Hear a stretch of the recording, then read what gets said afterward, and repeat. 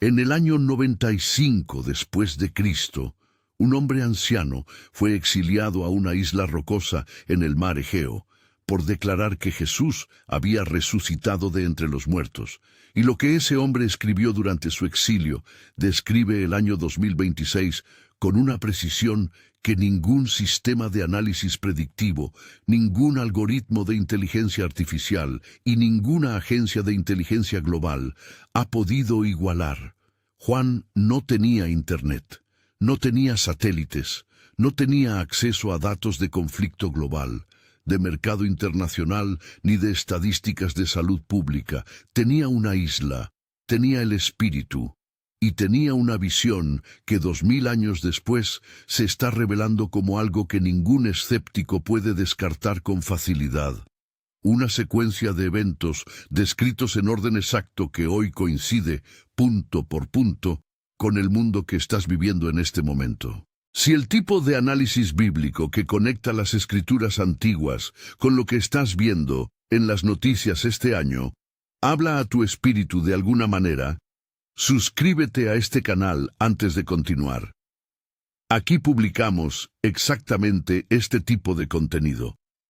El que la Iglesia raramente enseña en el domingo, pero que las Escrituras llevan registrando desde hace siglos. Patmos es una isla de unos 13 kilómetros de largo en el mar Egeo, a poco más de 50 kilómetros de la costa de lo que hoy es Turquía. En el año 95, durante el reinado del emperador Domiciano, era usada como colonia penal para prisioneros del Imperio Romano. No había biblioteca, no había comunicación regular con el continente. Juan fue enviado allí porque predicar la resurrección de Jesús era considerado subversivo para el poder imperial. El hombre que escribió Apocalipsis no era un teólogo sentado en una academia con acceso a archivos históricos y proyecciones políticas. Era un prisionero político en una isla de roca, escribiendo lo que veía en visión, sin ninguna fuente de información externa sobre el estado del mundo, más allá de lo que el Espíritu de Dios le mostrara en ese instante. Lo que Juan tenía disponible para escribir sobre el futuro era exactamente lo que cualquier creyente del primer siglo tenía. Las escrituras del Antiguo Testamento, la tradición oral recibida de los discípulos y lo que la visión le entregaba. Lo que no tenía era acceso a las dinámicas geopolíticas del siglo XXI, a los datos de distribución de riqueza global, a los informes de mortalidad de organismos internacionales, ni a los reportes de conflicto que hoy se generan en tiempo real. Y aún así, lo que escribió en Apocalipsis 6 describe con precisión específica 4 condiciones verificables del mundo de 2026. No 4 imágenes vagas que podrían aplicarse a cualquier época. 4 mecanismos con características técnicas que corresponden a categorías concretas rastreadas por los organismos más rigurosos del planeta en este momento. Lo que Juan no hizo en Apocalipsis 6 fue escribir una colección de imágenes poéticas desconectadas entre sí. Lo que escribió fue una secuencia, un orden. 4 jinetes que salen uno después del otro, cada uno abriendo un espacio que el siguiente amplifica y profundiza. No son 4 eventos independientes que ocurren en momentos separados de la historia. Son 4 etapas de un mismo proceso, descritas en una progresión que tiene una lógica interna verificable. La pregunta relevante no es si Juan era poeta o literalista. La pregunta relevante es si la secuencia que él describió corresponde a algo observable. Y cuando se examina dato por dato, la respuesta es incómoda. ¿Qué encontrarás en este análisis? 4 correspondencias verificables, 4 momentos donde el texto de Juan, escrito en el año 95, y los datos del mundo en 2026, se superponen con una precisión que va más allá de la coincidencia vaga. Cada una de esas correspondencias llega con la misma pregunta al final. ¿Cómo podía Juan saber esto? Y cuando hayas escuchado las 4, habrá una última pregunta que este análisis no puede esquivar. Una que cambia completamente cómo entender en qué punto de la historia nos encontramos. Quédate hasta el final. Lo que aguarda allí no es un cierre tranquilizador. Es algo más serio que eso. Antes de continuar con el segundo jinete, escribe en los comentarios esta declaración: Jesús, confío en ti. Solo esas palabras. Porque lo que estamos analizando aquí no está diseñado para generar miedo. Está diseñado para generar ancla. Declarar fe en el medio del análisis es exactamente lo que el texto mismo invita a hacer. Escríbelo en los comentarios. Sigue conmigo. En enero de 2024, el Foro Económico Mundial publicó su informe anual de riesgos globales. Entre todos los peligros identificados por líderes mundiales, académicos y especialistas para los próximos 2 años, el riesgo número 1 a nivel global fue este: la desinformación masiva potenciada por inteligencia artificial. No los conflictos armados, no las pandemias, no las crisis económicas. La desinformación como la principal amenaza verificable para la estabilidad de las sociedades humanas. Y ese no fue un riesgo proyectado hacia el futuro lejano. Fue la descripción de algo que para ese momento ya estaba en operación activa a escala global, con consecuencias medibles en procesos electorales, en instituciones y en la capacidad de los ciudadanos de distinguir lo real de lo fabricado. Juan ve al Cordero abrir el primer sello. El primero de los 4 seres vivientes pronuncia una sola palabra: ven. Y lo que aparece no es una imagen de destrucción inmediata. Sale un jinete sobre un caballo blanco. Lleva un arco. Le es dada una corona. Y sale conquistando y para conquistar. Eso es todo lo que el texto dice sobre el primer jinete.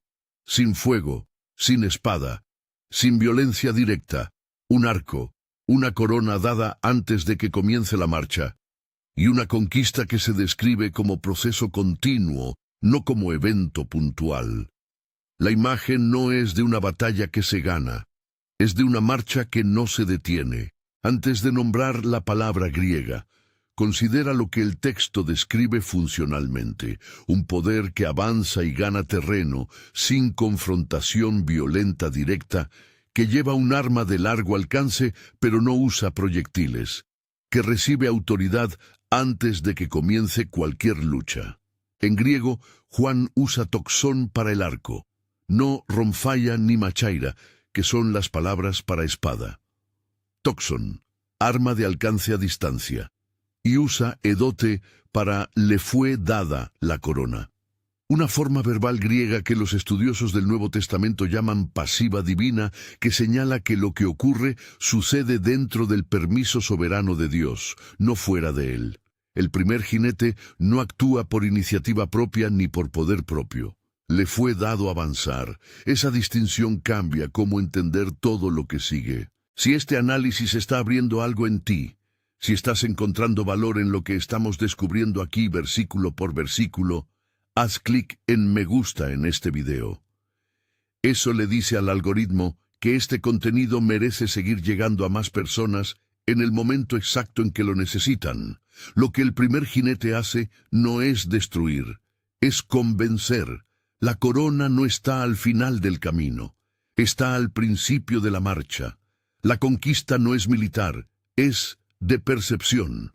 No entra con ejércitos, entra con narrativa. Y cuando una narrativa entra sin resistencia, sin ser interrogada, sin ser cuestionada, esa narrativa gana terreno de manera silenciosa, sin que quienes son alcanzados por ella noten lo que está pasando.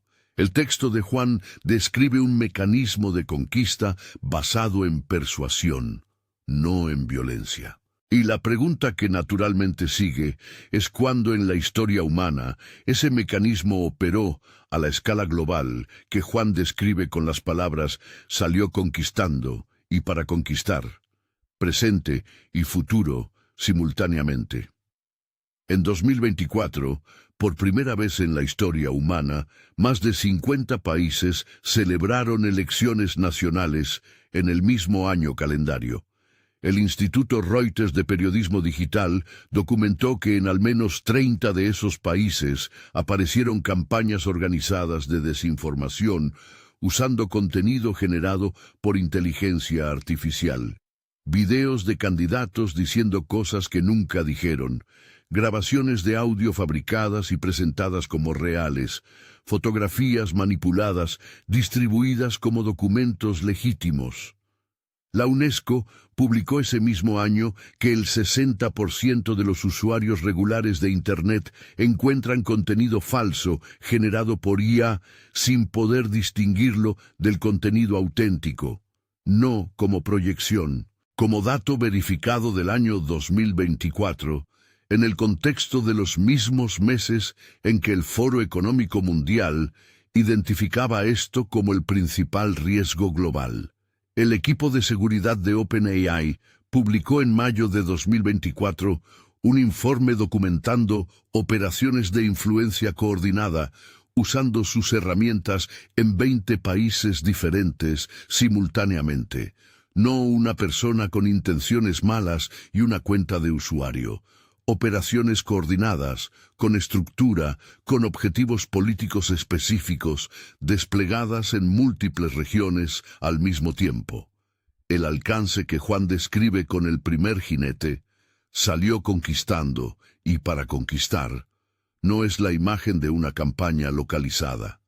Es la imagen de un mecanismo que avanza de manera sistemática, ganando terreno de forma simultánea en múltiples regiones del planeta, sin que ninguna de ellas sea su destino final. El primer jinete no tiene un objetivo geográfico, tiene un objetivo de cobertura. Hay un detalle en el texto de Juan que la mayoría de los lectores pasan por alto. El jinete lleva un arco, pero Juan no menciona flechas en ninguna parte del versículo, en ninguna traducción. El arco está registrado. Las flechas no aparecen. Una infraestructura de alcance largo que no necesita proyectiles físicos para funcionar. Una plataforma que puede llegar a miles de millones de personas sin necesidad de munición tradicional, sin costo de distribución, sin límite geográfico, sin fricción de llegada. Cuando se lee ese detalle junto con la arquitectura de las redes sociales y los sistemas de distribución de contenido digital de 2024 y 2025, alcance global, instantáneo, sin barrera de entrada, la imagen de Juan se vuelve difícil de ignorar como simple coincidencia del lenguaje poético. Algo que merece atención. La mayoría de las personas que han sido alcanzadas por la desinformación en estos años no saben que lo fueron. No recibieron un aviso, no vieron una bandera de advertencia. El primer jinete no anuncia su llegada. Sale sobre un caballo blanco. Blanco, el color de lo que parece legítimo, lo que parece verificado, lo que parece verdad. La conquista más efectiva no se siente como conquista. Se siente como información, se siente como evidencia que circula entre personas que confías. Se siente como lo que todo el mundo sabe. Y para cuando alguien intenta cuestionarla, el jinete ya ha ganado terreno profundo en la percepción de millones de personas que no tienen manera de saber que algo cambió. ¿Cómo podía Juan saber esto? ¿Cómo podía un hombre del año 95 después de Cristo, exiliado en una isla sin comunicaciones, sin datos, sin acceso al mundo exterior, describir un mecanismo de conquista que opera exactamente como la arquitectura de la desinformación digital en 2026? La respuesta honesta es que no podía saberlo por medios humanos. Ningún análisis político del siglo I producía esa descripción. Ninguna extrapolación de las guerras del Imperio Romano llevaba a un jinete sin flechas, que conquista sin violencia. Lo que Juan describe no es una guerra que cualquier profeta podía anticipar. Es un mecanismo con características técnicas específicas que no existía en ninguna forma reconocible en el mundo del año 95 y que coincide con lo que los organismos internacionales documentaron en 2024. Hay un patrón transversal en los 4 jinetes que vale la pena notar. Al primero le fue dada una corona, al segundo le fue dado quitar la paz, al cuarto le fue dada potestad. En cada caso, Juan usa la misma forma verbal, edote, la pasiva divina. Lo que esto sugiere desde el texto mismo es que los 4 jinetes no operan fuera de la soberanía de Dios, operan dentro de ella. No son poderes autónomos que escapan del control divino, ni fuerzas del caos que actúan sin referencia a ninguna autoridad superior. Operan dentro de una secuencia que el mismo Cordero controla, porque es el Cordero quien abre cada sello. Eso no los hace menos reales en sus consecuencias. Los hace parte de algo más grande que ellos mismos, dentro de una narración que tiene autor y tiene final. El primer jinete conquista sin derramar sangre. Pero lo que sigue en la secuencia de Juan no es una continuación de ese tipo de conquista silenciosa. Es algo diferente en naturaleza. El segundo jinete no viene a persuadir ni a construir narrativa. No lleva arco, no lleva corona de victoria previa. Lo que lleva es la autoridad específica de quitar algo que el primero no tocó directamente, algo que muchos ya sienten que falta en el mundo de 2026, pero que no siempre logran nombrar con precisión. Y lo que va a quitar no es algo que se ve en una pantalla, es algo que se siente en la estructura de la vida cotidiana. El segundo sello de Apocalipsis 6 no describe el comienzo de una guerra específica. Eso es lo que la mayoría de las personas espera cuando escuchan caballo rojo y que se matasen unos a otros.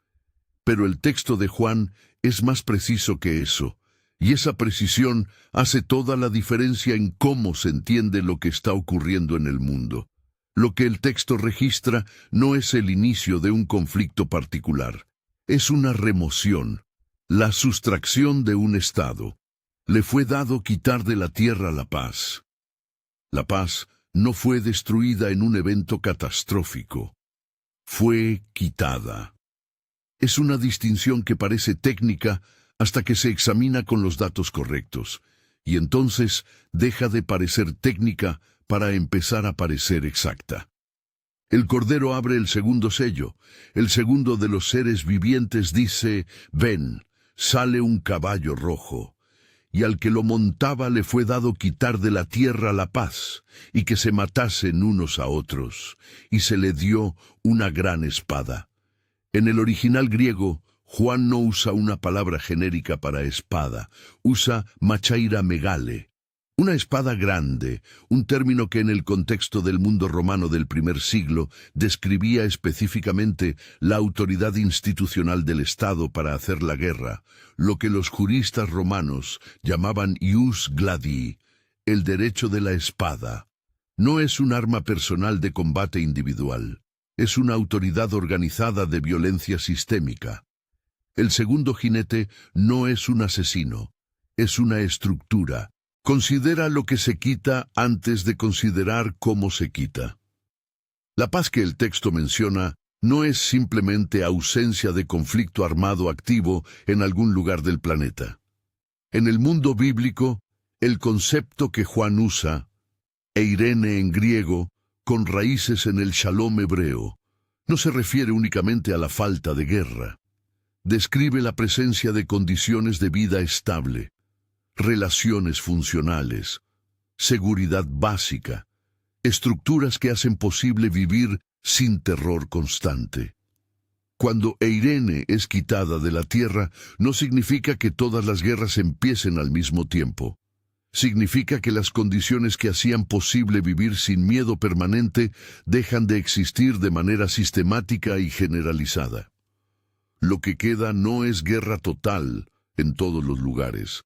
Es la ausencia extendida de esas condiciones de seguridad que Juan llama paz. En marzo de 2026, el ACLED, Armed Conflict Location and Event Data Project, registra 187 conflictos armados activos simultáneamente en distintas regiones del mundo. El SIPRI, Stockholm International Peace Research Institute, confirmó que el gasto militar global alcanzó 2,44 billones de dólares en 2024, marcando el 9º año consecutivo de aumento sin interrupción desde 2015. No hay un único conflicto central que explique todos esos números. Hay 187 situaciones distintas de violencia organizada operando en paralelo, en todos los continentes habitados, con financiamiento institucional que no para de crecer año tras año. Eso no es el inicio de una guerra. Es el estado verificable de un mundo al que le han quitado algo. Entre 1946 y 1995, el mundo vio la mayor proliferación de acuerdos de paz en la historia moderna. Los tratados multilaterales se multiplicaron, las instituciones internacionales se expandieron. La narrativa global dominante era de integración creciente y reducción progresiva del conflicto. Desde el año 2001 hasta 2026, el Peace Accords Matrix, la base de datos de la Universidad de Notre Dame, que rastrea acuerdos de paz activos en todo el mundo, documenta que el número de acuerdos en vigor disminuyó un 43%, mientras los conflictos activos se multiplicaron en ese mismo periodo. La paz no fue removida de repente en una catástrofe única. Fue removida progresivamente, acuerdo por acuerdo, región por región, a lo largo de 2 décadas. Eso es precisamente lo que la descripción de Juan sugiere. Una sustracción, no una explosión. El Alto Comisionado de las Naciones Unidas para los Refugiados publicó en 2024 que 117 millones de personas estaban desplazadas por la fuerza en el mundo, el número más alto jamás registrado en la historia de esa organización. Para contextualizarlo, en 2014, ese número era de 60 millones de personas. En 10 años se duplicó. No porque haya habido una sola guerra catastrófica que lo explique, porque hubo muchas, simultáneas, sostenidas en el tiempo, en zonas que antes eran estables. 117 millones de personas viviendo en la condición que Juan describe como el resultado directo de la remoción de la paz. Sin lugar fijo, sin seguridad estructural, sin las condiciones de Eirene que hacen posible una vida ordinaria. Lo que Juan describe no es una guerra específica que pueda señalarse en el mapa como el cumplimiento de la profecía. Es un estado global, la condición de un mundo en el que la paz ha sido quitada de manera generalizada a través de un proceso que lleva décadas. Cualquier profeta del siglo I podía anticipar que habría guerras en el futuro. Eso no requería revelación divina. Lo que sí requiere algo más que extrapolación histórica es describir la remoción progresiva y sistemática de las condiciones de paz a escala global, con una machaira megale, una autoridad institucionalizada que organiza la violencia, como el instrumento específico de esa remoción. Eso es lo que el mundo de 2026 presenta, con datos auditables de ACLED, SIPRI y el Peace Accords Matrix, como estado verificable. ¿Cómo podía Juan saber esto? ¿Cómo podía un hombre del año 95, sin acceso a ningún sistema de información global, describir no simplemente que habría guerras, sino el patrón específico de una remoción sistemática y progresiva de las condiciones de paz a escala planetaria, con una autoridad institucionalizada como instrumento central de esa remoción? El mundo de los profetas del Antiguo Testamento conocía guerras entre naciones específicas. El mundo del Nuevo Testamento conocía los conflictos del Imperio Romano.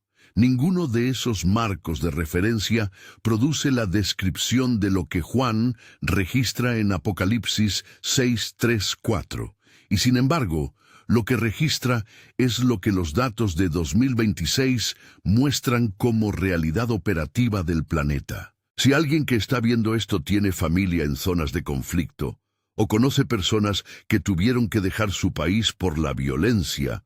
¿O ha sido testigo de cerca de lo que significa que la paz sea quitada de un lugar que una vez fue estable?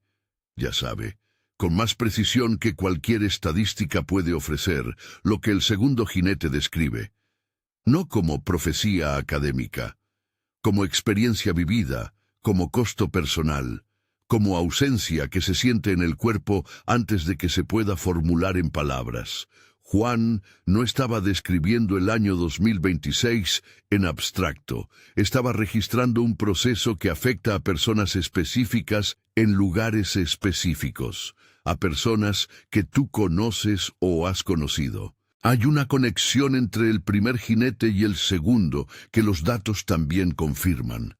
Los analistas del ACLED documentaron en sus informes de 2023 y 2024 que en el 74% de los conflictos armados activos, las campañas de desinformación precedieron o acompañaron de manera activa la escalada de violencia. El primer jinete prepara el terreno para el segundo. La conquista sin sangre crea las condiciones en las que la violencia después resulta inevitable, o al menos más difícil de resistir. Juan no los describió en el mismo versículo, los describió en secuencia, porque operan en secuencia. Y la secuencia tiene lógica interna que los datos del mundo actual confirman, sin que ningún texto del siglo I pudiera haber accedido a ese tipo de análisis.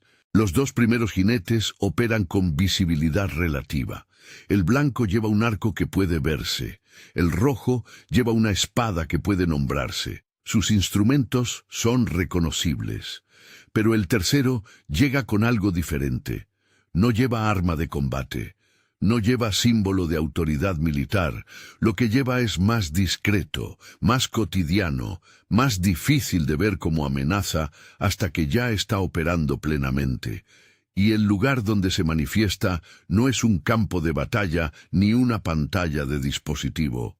Es un recibo de compra, es el número que aparece en la balanza del supermercado. Alguien que está viendo esto fue al supermercado esta semana. Pagó más dinero por el mismo paquete de harina que compró hace un año.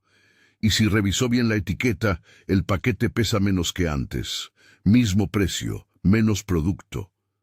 Esa experiencia tiene un nombre en la economía del consumidor. Se llama shrinkflation.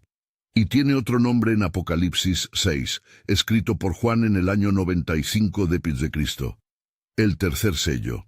Lo que parece un ajuste de mercado ordinario, una consecuencia de la inflación, una decisión corporativa anónima, también es la imagen exacta que Juan registró cuando el Cordero abrió el tercer sello y un jinete sobre un caballo negro apareció con una balanza en la mano, pesando lo que queda. El tercer ser viviente dice, «Ven». Sale el caballo negro, el que lo monta tiene una balanza en la mano, y Juan escucha una voz que sale de en medio de los 4 seres vivientes. 2 libras de trigo por 1 denario y 6 libras de cebada por 1 denario, pero no dañes el aceite ni el vino. Ese es el versículo completo. No hay descripción de violencia, no hay imagen de un campo devastado por la guerra. Hay una balanza, hay precios específicos, y hay al final una instrucción extraña que protege el aceite y el vino, los artículos de valor del mundo mediterráneo.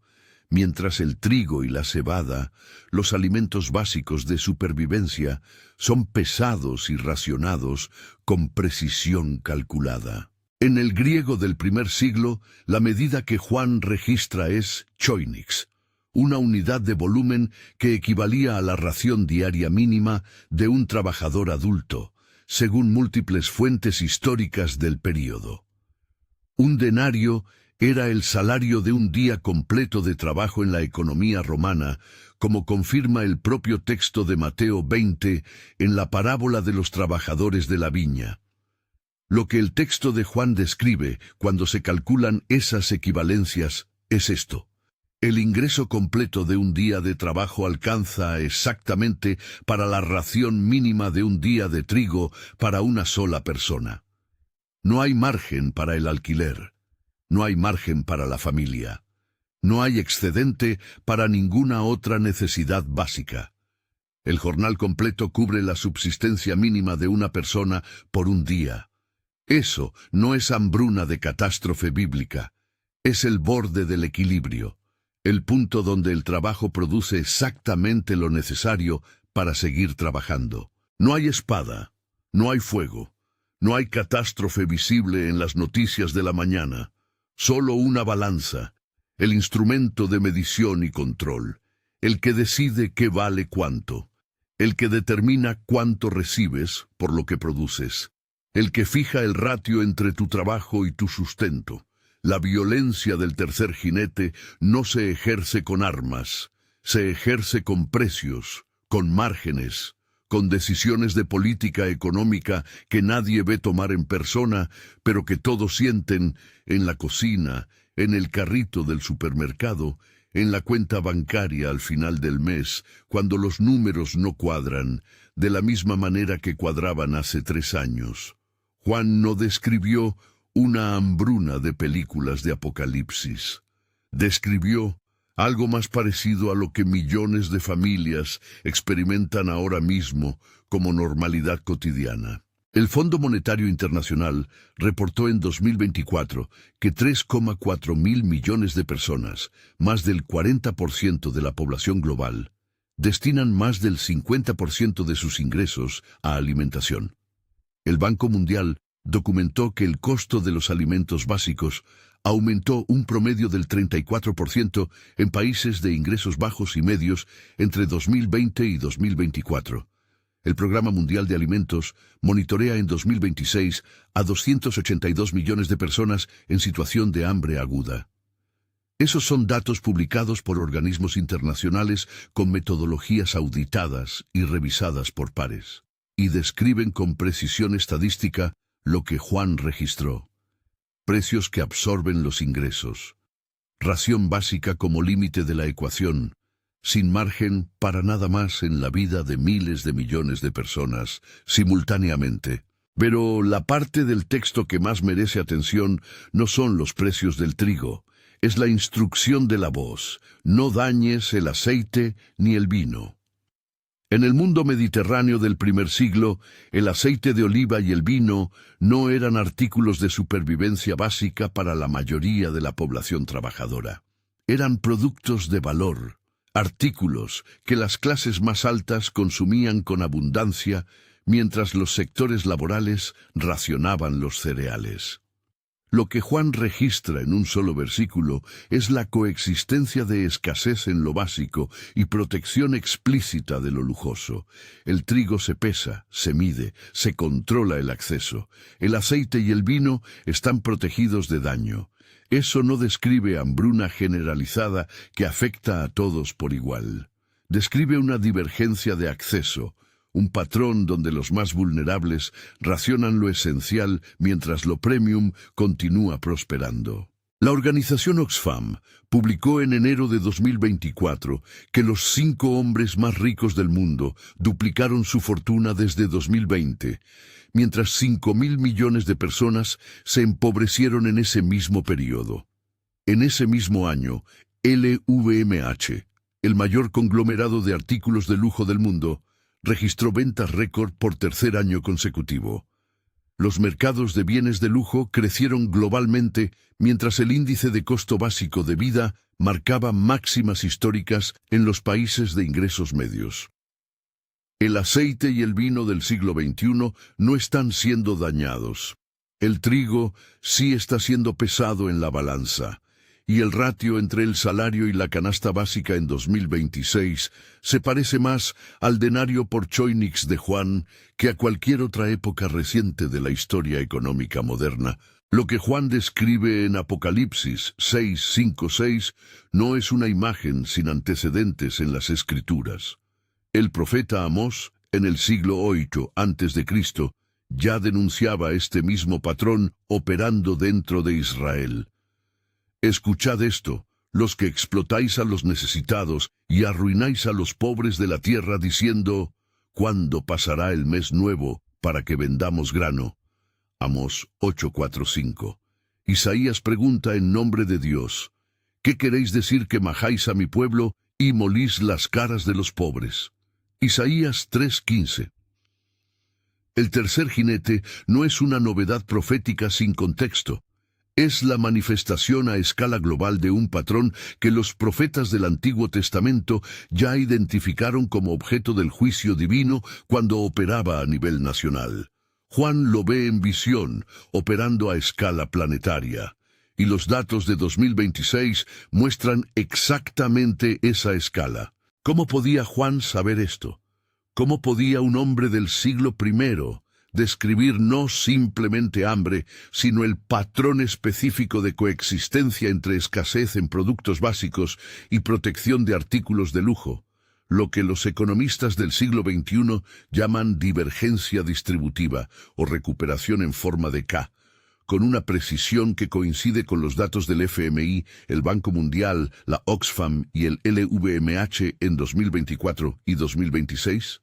No hay extrapolación histórica del año 95 que lleve a esa descripción. No hay análisis político del primer siglo que genere ese nivel de especificidad sobre la estructura de acceso económico global. Juan no tenía modelos econométricos, lo que tenía era una visión. Y lo que la visión describe es lo que los datos de los organismos más rigurosos del planeta confirman como realidad del año en el que estás leyendo esto.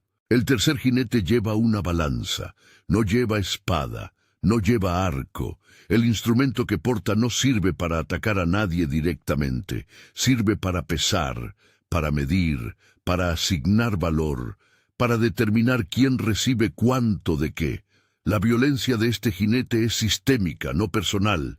Se ejerce a través de estructuras de distribución, a través de decisiones de política monetaria y cadenas de suministro, no a través de confrontación directa con un rostro visible. Eso lo hace invisible para quien busca un enemigo con nombre y apellido. No hay un villano específico al que señalar. Hay una arquitectura de precios, de márgenes, de concentración de capital que produce el mismo resultado que una balanza en la mano de un jinete. El jornal del día no alcanza para el día. 3 jinetes han salido. El blanco conquista sin disparar. El rojo quita lo que antes era estable. El negro pesa lo que queda. Pero el cuarto llega con algo diferente a los 3 anteriores. Los 3 primeros no tienen nombre. El cuarto tiene nombre. Juan lo identifica directamente, sin rodeos, sin símbolo que requiera interpretación. Y el nombre es muerte. Si quieres profundizar en el análisis de Apocalipsis, más allá de lo que este video cubre, hemos reunido recursos de estudio bíblico sobre los 7 sellos, las trompetas y las copas del Apocalipsis, disponibles en el enlace en la descripción. Es el material que la iglesia convencional raramente enseña, presentado con el rigor que las escrituras merecen. Juan describe que al cuarto jinete le fue dado poder sobre la cuarta parte de la tierra para matar con espada, con hambre, con mortandad y con las fieras de la tierra. Y cuando esas 4 categorías de muerte son comparadas con los sistemas de clasificación de crisis de mortalidad que usan hoy la Organización Mundial de la Salud, la FAO y el Programa Mundial de Alimentos, lo que aparece no es una interpretación forzada de un texto antiguo ni una conexión construida con esfuerzo. Es una correspondencia de categorías que puede verificarse en los informes públicos de esos organismos, disponibles en línea, revisados por comités científicos independientes. Esa correspondencia merece ser examinada sin prisa y sin la necesidad de afirmar más de lo que el texto y los datos efectivamente muestran. El Cordero abre el cuarto sello. El cuarto ser viviente dice: «Ven». Juan escribe: «Miré, y he aquí un caballo amarillo. El que lo montaba tenía por nombre Muerte, y el Hades le seguía. Y le fue dada potestad sobre la cuarta parte de la tierra, para matar con espada, con hambre, con mortandad, y con las fieras de la tierra». 4 instrumentos de muerte, 4 categorías explícitas. y dos entidades que Juan nombra en el mismo aliento: Tánatos, la muerte, y Hades, no uno solo, los dos juntos, caminando al mismo paso. La muerte física y lo que viene después de la muerte física, como si fueran inseparables, como si el texto quisiera decir algo sobre la naturaleza de este jinete que va más allá de la estadística de mortalidad. El color del cuarto caballo en griego es kloros. En español se traduce como pálido o amarillo, pero kloros en el Nuevo Testamento también aparece para describir la hierba verde y viva, lo que hace que su uso aquí, aplicado a un caballo ligado a la muerte, sea deliberadamente perturbador. Es el verde de la vida girado hacia el color de lo que le sigue cuando la vida se retira. La piel después de que la circulación cesa, y el par Tánatos Hades, muerte y el reino de los muertos, aparecen juntos en este único versículo de toda la Biblia de esta manera específica. Juan no describe solo morir, describe morir en un estado de no preparación para lo que viene después de morir. Eso es lo que el par transmite, la muerte como puerta abierta hacia lo que nadie que no esté preparado quiere encontrar del otro lado. ¿Qué significa potestad sobre la cuarta parte de la tierra? Con una población global de 8,1 mil millones de personas en 2026, eso representa 2.025 mil millones de seres humanos bajo la autoridad de este jinete. ¿Hay algún marco de referencia moderno que se acerque a esa escala? Los datos combinados de la OMS, la FAO y el ACNUR en 2024 muestran que las 4 causas de muerte enumeradas en el cuarto sello, conflicto armado, inseguridad alimentaria, enfermedad y exposición ambiental por desplazamiento forzado, son responsables combinadas de más del 53% de la mortalidad global anual en las poblaciones más vulnerables del planeta. No la cuarta parte, más de la mitad. Lo que Juan describió como una cifra impresionante para el año 95 queda por debajo de lo que los datos actuales registran para estas mismas categorías. Hay una lógica interna en la secuencia de Juan que los analistas de crisis humanitarias reconocen hoy como un patrón documentado en la literatura académica. El CIPRI y la FAO han publicado estudios conjuntos mostrando que las regiones donde el conflicto armado se sostiene por más de 2 años experimentan una caída de entre el 40% y el 70% en la producción agrícola local durante ese periodo. La escasez alimentaria que resulta, la condición del tercer jinete, crea condiciones de vulnerabilidad inmunológica y de infraestructura sanitaria que multiplican la mortalidad por enfermedades que en condiciones normales serían tratables. Cada jinete amplifica el anterior. Juan no los describió como eventos paralelos e independientes, los describió en secuencia, porque operan en secuencia, y esa secuencia tiene lógica interna verificable con los datos de salud pública del mundo actual. El UNICEF y el Programa Mundial de Alimentos documentaron en su informe conjunto de 2023 que en regiones donde el conflicto armado y la inseguridad alimentaria coexisten simultáneamente, la tasa de mortalidad infantil se multiplica entre 3 y 8 veces en comparación con regiones estables del mismo nivel de desarrollo. El cuarto jinete no actúa en vacío ni llega a un territorio intacto. Llega donde los otros 3 ya han operado con anticipación. Donde el primer jinete fracturó la percepción compartida de realidad, donde el segundo quitó las condiciones de seguridad estructural, donde el tercero desgastó los recursos básicos hasta el límite del jornal mínimo.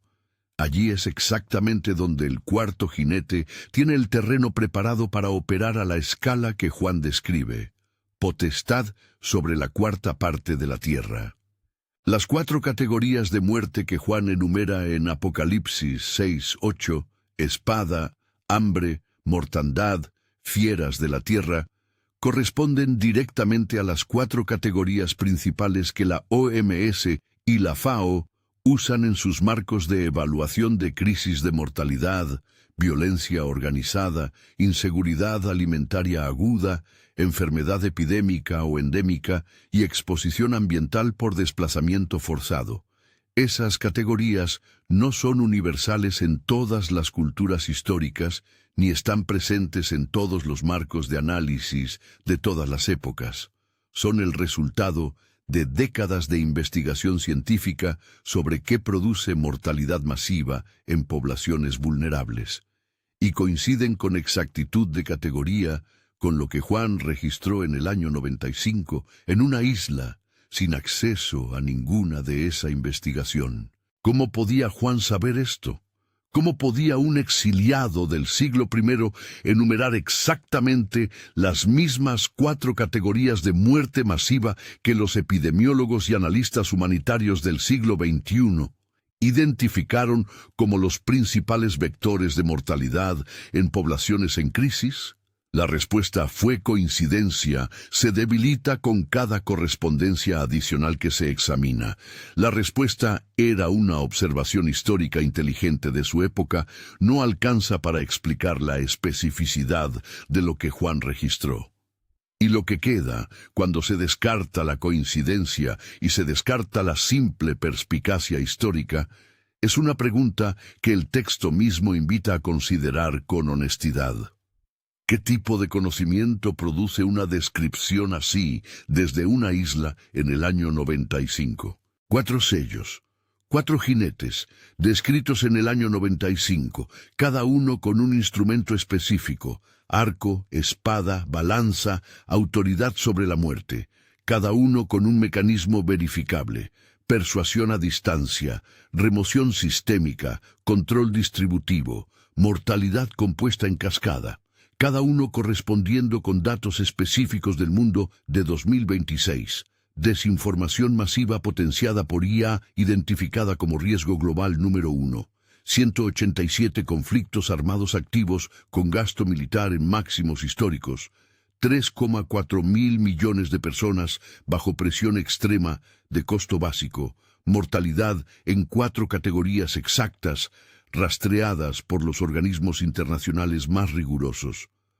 No correspondencias vagas.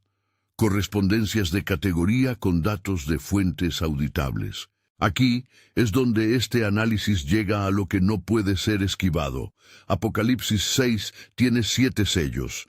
Este análisis ha cubierto 4. Los primeros 4 sellos de los 7 que Juan vio abrirse. Lo que eso significa, si las correspondencias que hemos revisado son válidas, es que no estamos esperando que la profecía comience. Estamos en el medio de ella. Y lo que Juan describe después de los 4 jinetes, el 5º sello, el 6º, el 7º, no es una disminución de intensidad ni un alivio de lo que los jinetes iniciaron. Es una escalada. Lo que viene después de donde aparentemente estamos es más, no menos. Y esa realidad exige una respuesta que no sea simplemente más información. El 5º sello que Juan ve no es un jinete. Cuando el Cordero lo abre, Juan ve debajo del altar las almas de los que habían sido muertos por causa de la palabra de Dios y por el testimonio que tenían. No hay caballo, no hay figura de conquista ni de control. Hay personas que murieron por declarar lo que creían y están preguntando: ¿hasta cuándo, Señor, santo y verdadero, no juzgas y vengas nuestra sangre en los que moran en la tierra? La respuesta del trono es darles vestiduras blancas y decirles que esperen un poco más, hasta que se completara el número de sus consiervos, que también habrían de ser muertos como ellos. El 5º sello no es conquista, es acumulación de testimonios. Y tiene una lógica propia que habla directamente de una cuenta que Dios lleva. El 6º sello que Juan describe tiene una naturaleza diferente a todos los anteriores. Cuando el Cordero lo abre, Juan ve un gran terremoto, el sol volverse negro como tela de silicio, la luna volverse como sangre, las estrellas del cielo caer, como la higuera deja caer sus higos cuando es sacudida por un viento fuerte.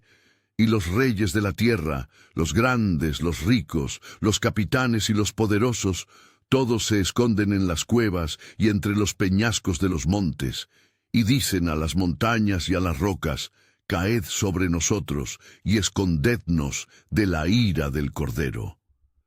Lo que caracteriza al sexto sello no es que sea gradual como los anteriores, es que produce un reconocimiento universal de lo que está ocurriendo, incluidos los que tenían poder y recursos para ignorarlo antes. La pregunta que el análisis de Apocalipsis 6 obliga a hacer no es si Juan era profeta.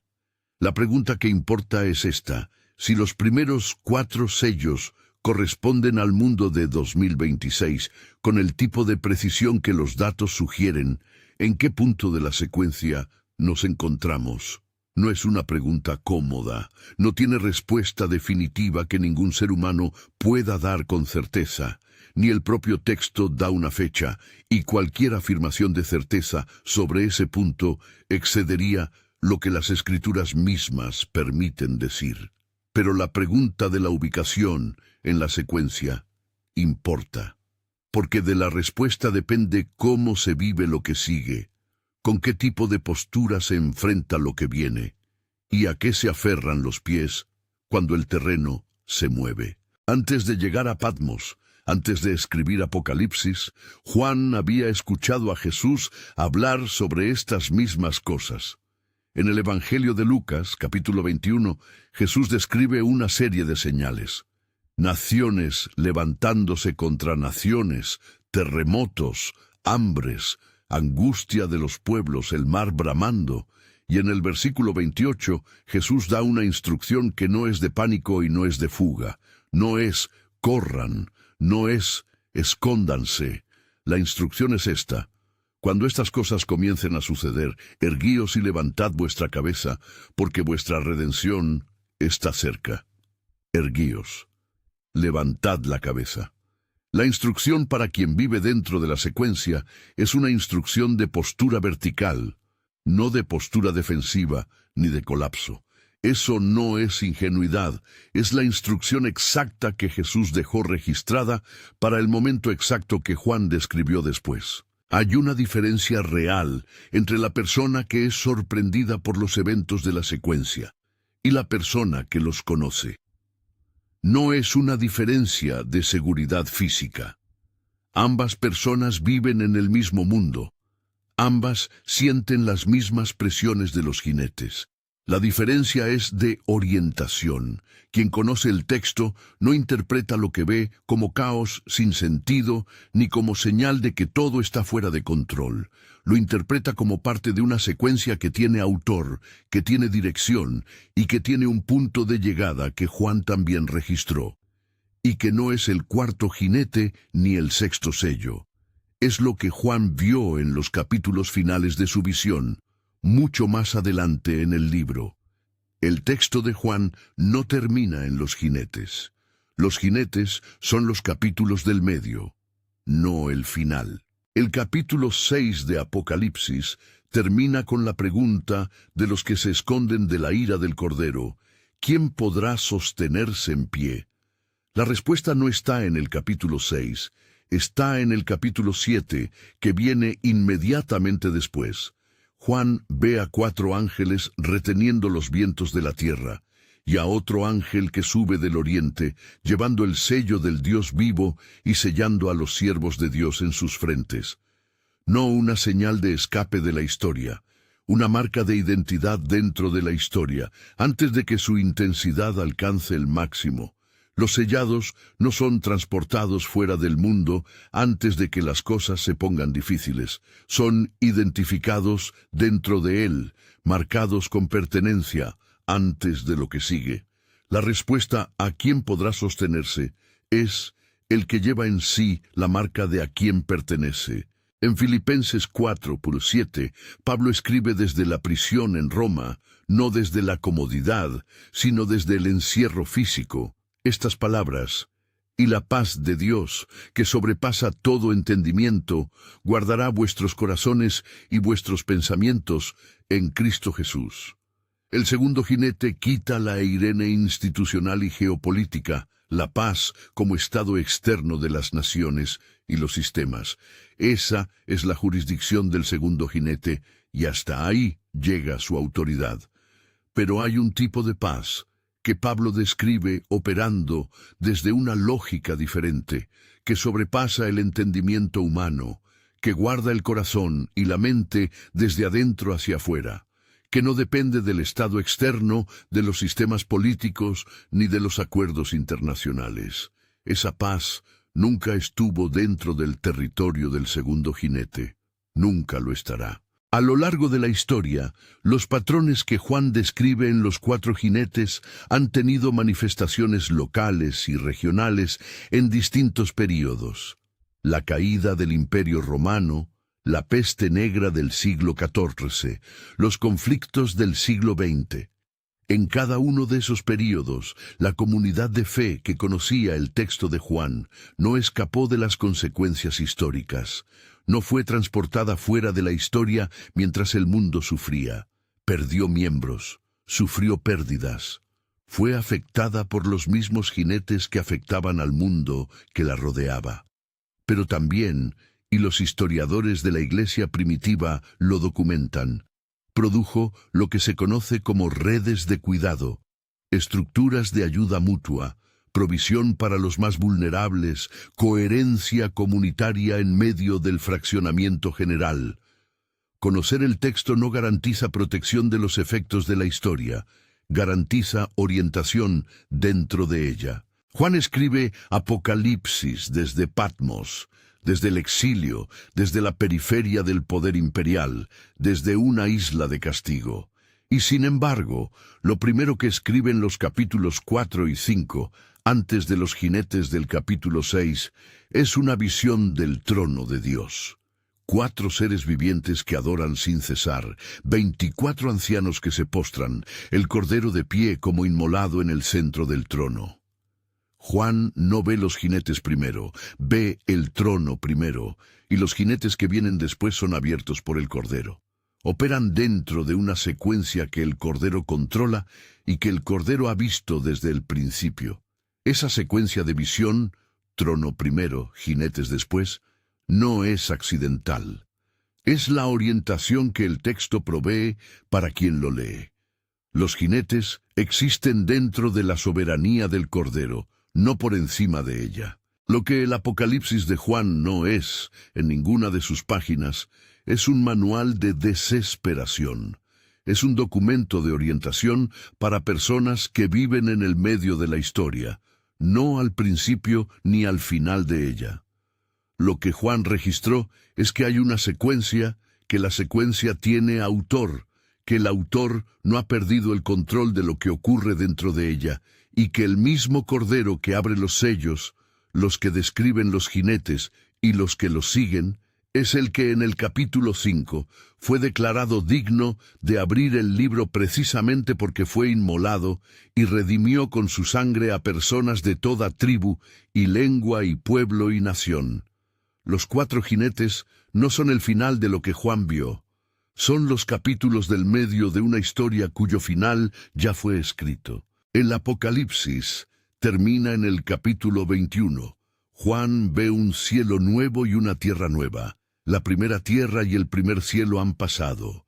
Ve la ciudad santa, la nueva Jerusalén, descendiendo del cielo de parte de Dios. Y escucha una gran voz desde el trono que dice: He aquí el tabernáculo de Dios con los hombres, y Él morará con ellos, y ellos serán su pueblo, y Dios mismo estará con ellos como su Dios.